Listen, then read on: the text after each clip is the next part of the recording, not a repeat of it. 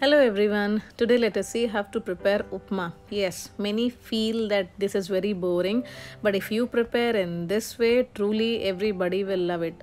So while late, let us start. So here I have taken 1.5 cup of semolina or suji, and then for garnishing I have taken cashew nuts and groundnuts.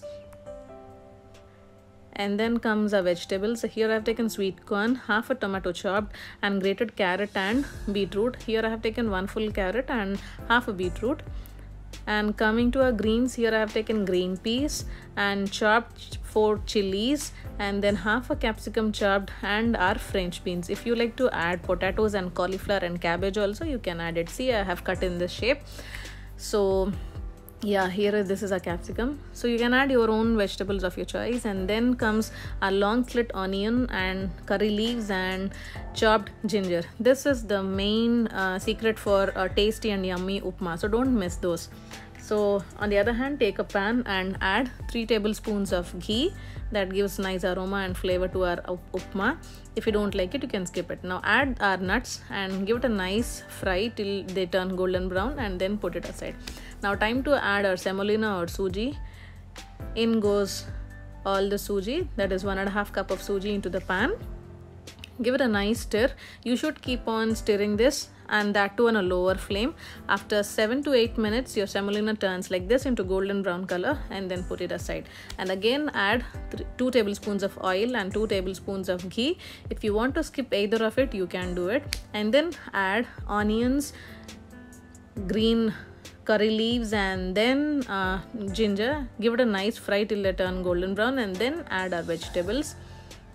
So in goes all our vegetables, and then comes our greens. So add all our greens and then give it a nice stir. See, remember, your vegetables should not get overcooked. Just sort it nicely, and that's it. So add 1.5 tablespoon of salt. You can adjust according to your taste. So after 3 minutes of nicely sorting our vegetables, add 5.5 cups of water.